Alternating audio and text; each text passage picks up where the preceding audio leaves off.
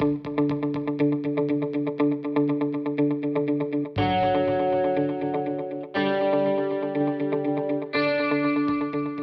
again to the Talking Pictures podcast with hosts Tony Toscano, CC Chambers, and Raquel Baldwin-Horton. Welcome to Talking Pictures. I am CC Chambers here with Tony Toscano. I'm here, Tony Toscano, and somewhere out in the hills of Utah is who? Raquel Horton. Hey, how you doing? Hey, so good. How are you guys? Good. Is it beautiful where you are? Yes, just driving away from the mountains. Oh, nice. Or to the mountains. So we're kind of there, but it's gorgeous outside today. Beautiful, beautiful day. Good day for hiking. It's a good day for talking about movies, too. And a good day for talking about movies, because there's some good ones that are in theaters. Well, let's talk about a couple that we passed up in the last couple of podcasts. The Nice Guys, Russell Crowe, and the very, very lovely Ryan Gosling. Ryan Gosling. You know, when this movie came out, a couple of weeks before it came out, I really, really liked the promotion for it. It seemed like it was going to be something better than just a buddy comedy, and they were right. I really like this movie.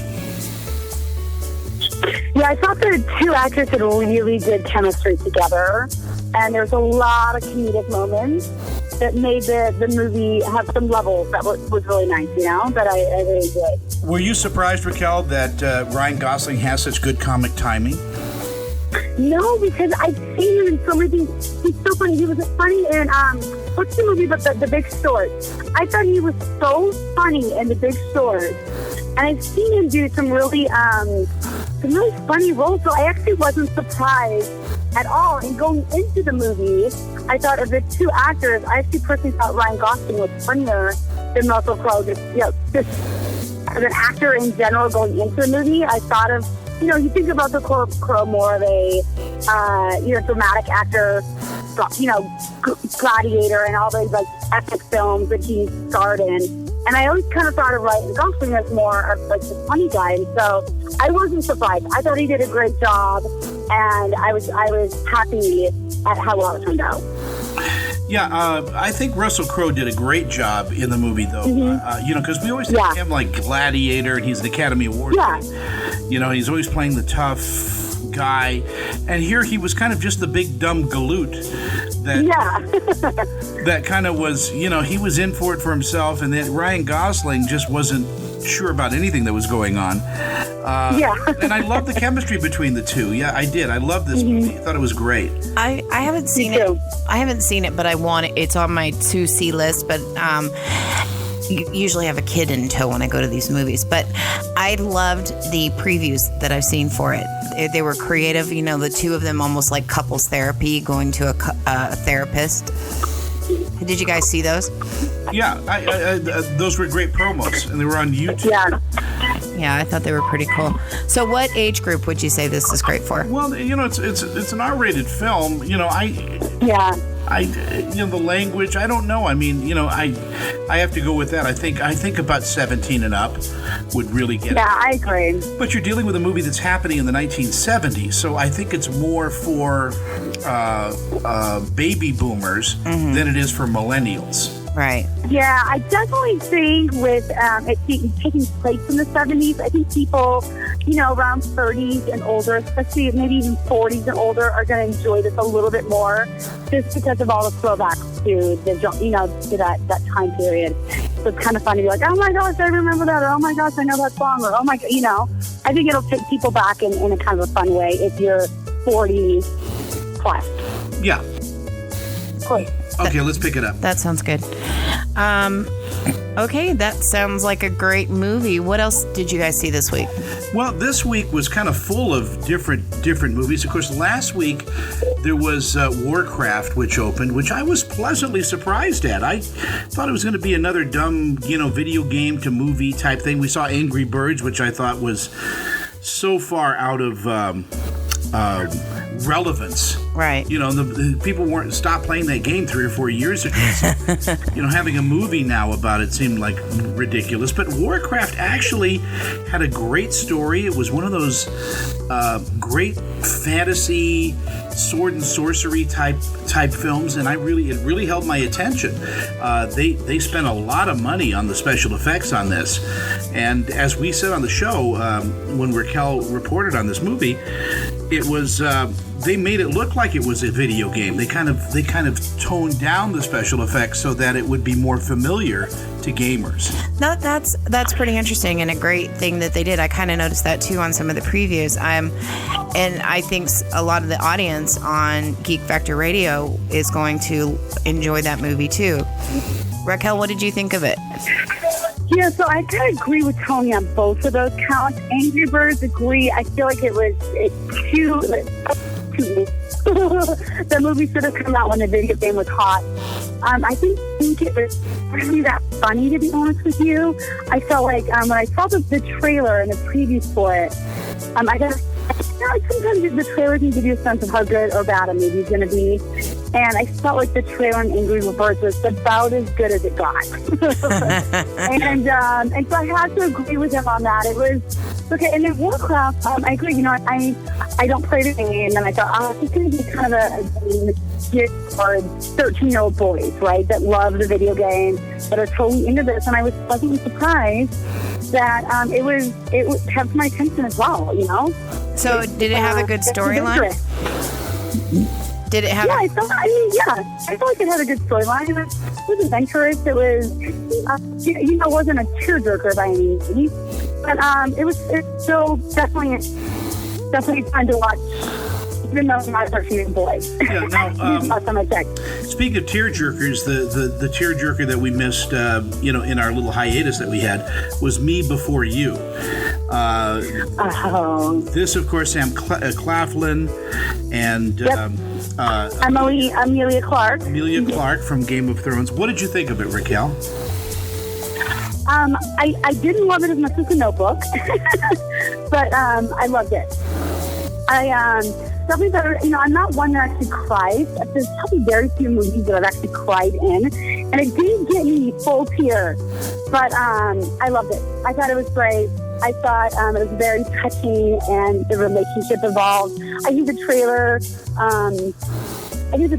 and the previews kind of showed pretty much what you were going to get, with some heartfelt scenes that I wasn't totally expecting. It wasn't cheesy, and a lot of times movies like that, or romantic comedies, especially with some of the context of the film, can be a little on the cheesy side, and I didn't feel like it was. I was pleasantly surprised. I thought it was very cute. No, for those who aren't aware. What about you? Did you get a chance to see it? I only saw the long previews of it, but I know what the storyline's about. It's, spoiler alert for those of you who haven't seen it. A man is dying, and he hires basically a friend. And he goes from kind to abusive, and then they fall in love, and then he breaks. No, you didn't see it. No, I didn't. But I heard that it's been compared to The Notebook a lot, and the review was that the chemistry was there periodically, but not throughout. I thought Emilia Clarke was cute as hell. I thought Sam Claflin is kind of the poor man's James Marsden. He does a great job in it, but you're only limited by the genre, and this is a formula film. It has to follow a specific formula for it to be a real chick flick. And I think those women that don't go to movies as often as you do, Raquel, or UCC, this is going to be one of their favorites. It's like reading a Barbara Cartland novel. It's romantic. It's got, she's got to overcome a lot of obstacles, which women like to do. Can she change him? All of those things enter into it. It's played very well. Not anymore, man. If I have to fix a man, I'm kicking him to the curb. You're broken. Bye. But in the end, love triumphs over everything, we think, and it's got a kind of a twisted little ending to it as well that you don't see coming. But all in all, it was well worth the time. I think it's going to be a big video rental. It'll be out. Absolutely. In a few weeks. in that way. So, we're covering some of the movies that are, that we missed in the last couple of podcasts. Raquel is somewhere on the road while we're doing this. That's why we're hearing background car noises and things like that. But I'm sorry. No, it's perfectly okay. So in case anybody tunes in, I'm wondering what all the buzz is. But let's talk about what opened just recently, and that was Finding Dory. This has been this is a 13-year anticipation, and the history of this movie is that John Lasseter came out years and years ago and said Pixar will never do a sequel. And then a few years later, we're doing Toy Story 2, Toy Story 3. Monsters, Inc., Monsters University. Toy Story 4 is in the works. Cars 1, Cars 2, Beauty and the Beast is now becoming a live-action film. So they do sequels. And, and so we attended the special screening of this, you and I. Raquel, what did you think of Finding Dory? I didn't like it as much as Finding Nemo, but I liked it. I mean, I thought it had all the elements of Disney Pixar movies, what they're famous for, which is it had adult humor in there that was funny, and then, of course, had incredible animation. It was visually really beautiful. It had some silly, things in there for the kids to laugh at, and then things for the adults to enjoy. I thought the story was good. It wasn't great. I think it was hard to do a sequel because Finding Nemo was such a huge hit that I think that they had a challenge of trying to make it better. And I don't think that it was, but I think that it was a good movie. This is a great movie. Families, adults, kids alike will love it, but it wasn't as good as Finding Nemo. But I feel like that was such a hard thing to do, and I would have been surprised if it would have been better. Because Finding Nemo was just so adorable. Now, do you think that it wasn't as good because in Nemo, first off, in Nemo, we're discovering these characters, and there's something that we can relate to in it, a kid that's lost and a parent that wants to find them, and a kid saying, I can, and don't touch the butt. Do you think that was part of it, where in Dory we already know the base characters, the main characters? No, not necessarily. I think it could have been. I think what they did was they think that we're so familiar with this that they can do anything, and people pay money, and they are paying money. It's a big weekend for this movie. My problem with it is that Dory in the first movie is a sidekick, a secondary character. Comic relief, yeah. And the idea that she was forgetful was funny at the time and all of that. In this movie, it becomes almost annoying because she doesn't forget everything. She forgets something. So, the rules have changed on the characters. And putting a sidekick now as the lead character is a problem because they're a sidekick, and they were designed originally to be that. So it's like if you're going to do another movie about Lone Ranger and Tonto, and this is one of the problems with the last one, was they made Tonto a main character, and he's not. Right. And no matter what you feel about Native Americans and the fairness, he's a sidekick. He helps the Lone Ranger. Like Robin. Yeah. And then, of course, Marlin, Nemo's dad, never really got over the fact that the ocean isn't safe, and he's mincing and grimacing about that all the time. It becomes a movie about just bickering.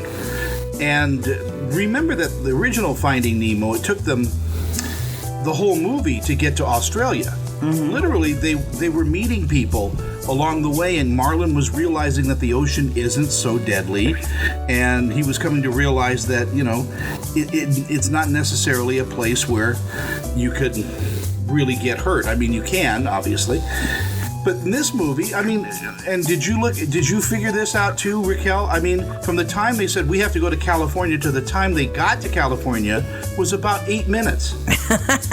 Oh, yeah. It's like, okay, where else do we go from here now? Yeah, and we couldn't go anywhere from there because there was no journey.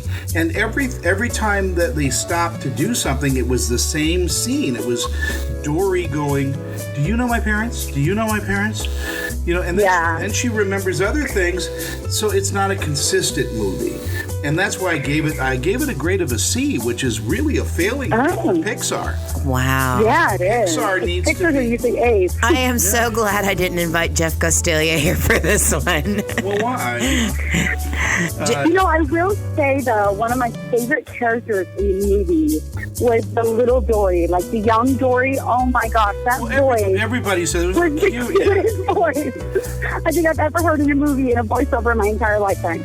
And So adorable. And I don't know who said it, but it's very funny. For a movie that was done in the sea, about the ocean, they included a car chase. You just don't understand how that could possibly, but they did. Very true. So I actually didn't mind the car scene. Now, it's funny that you say it now, but I didn't mind it watching it at the time. I thought it was kind of funny. The slow motion when the truck falls over into the water was actually pretty funny. they had great moments. They had some great moments in it, but not enough. Yeah, not enough. There weren't enough moments. What grade would you give it, Raquel? I was going to give it a B-, but a C could be just as appropriate.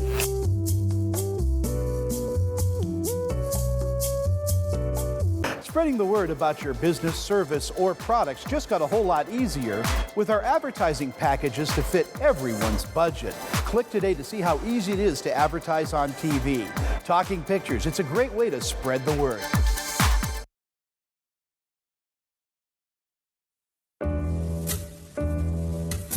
Whether you're an attorney, sportsman, executive, or well-traveled person, you can always find the best wear at fredericklamar.com. We come to you for custom fittings, custom suits, and custom fabric.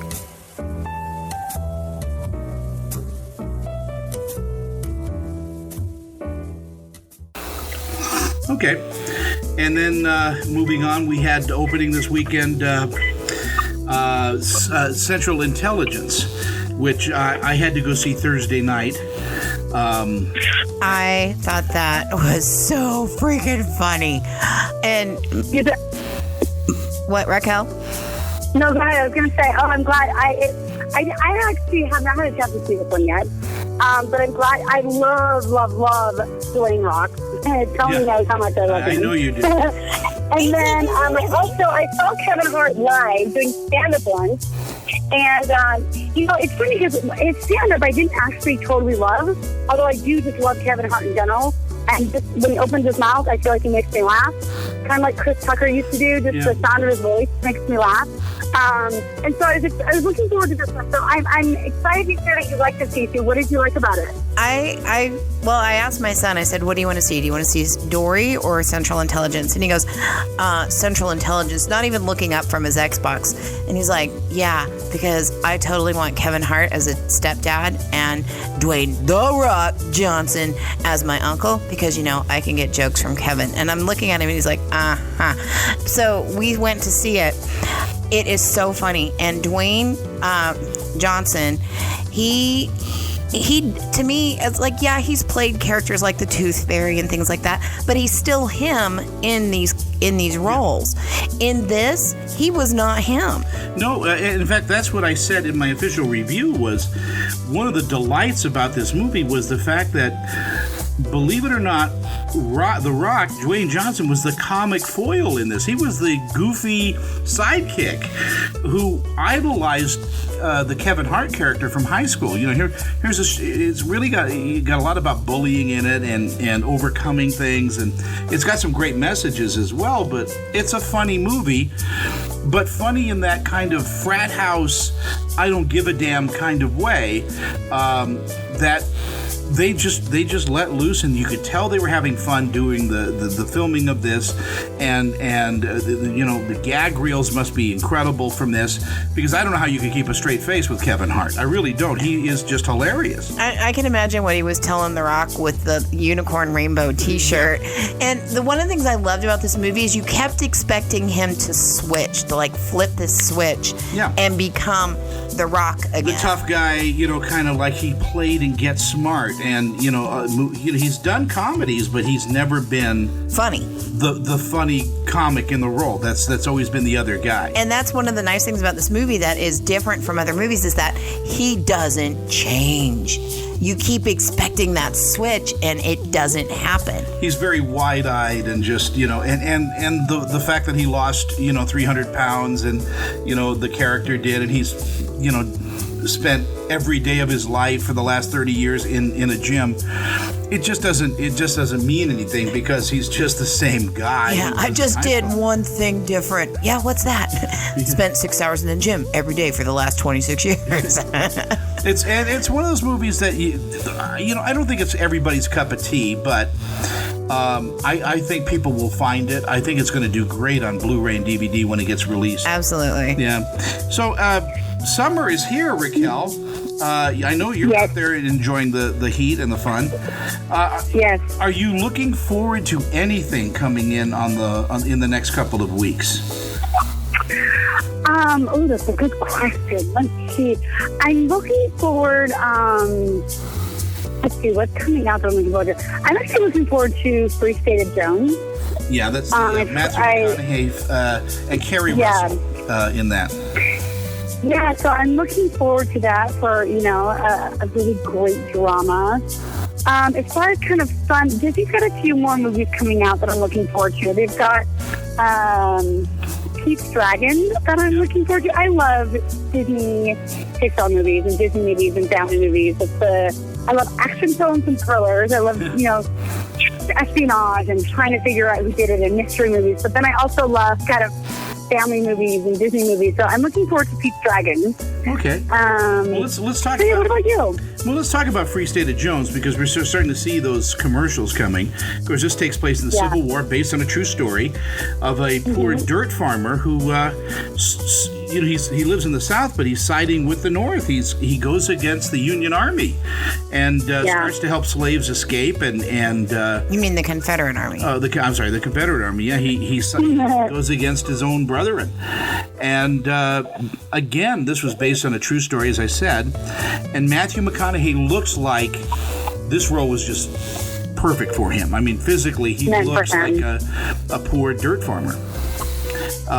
Do you think this is kind of reminiscent of his character? Was it Mississippi Burning? Is that where he's the lawyer that's kind of the son's the dad? Is it sort of reminiscent like his character of that? You think we're gonna see simmers of that? Well, I know that Matthew McConaughey is a big Civil War buff. He loves learning about the Civil War. Yeah, and he even brought the artifacts up in Gold Rush. Yeah, he studies the Civil War, and this story came to him, and he wanted to do this. He's been trying to do this story for about 10 years, and so I'm glad that they finally got it because it looks really good. It reminds me a little bit about when Glory came out. People were not sure about it, but when it did come out, it was so well received, and I hope this goes that way for Kevin. For me, the movie I'm both anxious and kind of reticent to see is Independence Day Resurgence. There's a lot in the previews that I feel is already wrong. I thought Brent Spiner, the guy that played the scientist, he was Data on Star Trek The Next Generation, died in the first one, and yet here he is. Will Smith isn't in it. He decided he didn't want to do it. That kind of gives me a clue, because Will Smith will do things, just about any movie. And he didn't do this one, so I'm sure that the script isn't up to par. They're not letting the critics see it before it opens, which really bothers me. Yeah. Well, that also is kind of telling sometimes, because they don't feel like it's very good. Like Noah was one of those movies they didn't want anyone to see it. But I had heard that the reason why Will Smith wasn't doing Independence Day Resurgence is because he asked, I think, for like $52 million, or there was some large price tag for him doing the movie, and they didn't want to pay him. But it could be because of the script too. I mean, there could be other reasons, but that was one thing that I had heard. Well, here's the thing, Raquel. If you don't like the script, but you go in and you say, "Well, I don't like the script, but I want $58 million," and they give it to you, and if they give it to you, then you do it. And then you can say, "Well, they offered me a lot of money." Right. They have a guy playing his son. in it. So, you know, I mean, he's there only in spirit. Jeff Goldblum is back. Bill Pullman is back. Brent Spiner is back. You know, most of the cast, Judd Hirsch, who plays Jeff Goldblum's dad, is back. I'm interested in it only because I want to see what they did with it, but I'm kind of appalled at it, too. You know, it's so long. It feels like Finding Dory. It feels like Angry Birds. They waited too long to do the sequel. Yeah. Can you believe it's been 20 years? Yeah, 20 years. Can you? Yeah, and why isn't it opening the next weekend when it's 4th of July? Because there's too many better movies opening on the 4th of July. I know, but it just feels like it's a old story. It should be on 4th of July, ID4. Yeah. So I'm looking forward to that, but in a kind of a more curious way. You know, as we look forward into the summer as it comes. The graphics looked the same in the previews, like the ship burning and stuff. It looked, and I looked at my old one, and I'm like, it looks the same. Like it hadn't improved for whatever reason. Well, you know, I'm hoping for Margot Robbie to make an appearance in every movie from now on and just be naked. She's awesome. I know. Anyway, well, I think that's pretty much the time we have. So, Raquel, you're going to join us in the car next week. Absolutely. Yeah, there you go. I'm Tony Toscano. I am CC Chambers. And I'm Raquel Horton. Thank you, and catch our next podcast as soon as it gets put up. Bye. The Talking Pictures podcast is produced by Talking Pictures Productions. Executive producer, Tony Toscano. Produced by CC Chambers. Find us at www.talkingpictures.tv. Talking Pictures podcast distributed by Geek Factor Radio. Also on SoundCloud, Libsyn, and iTunes. Music and sound effects provided by bensound.com.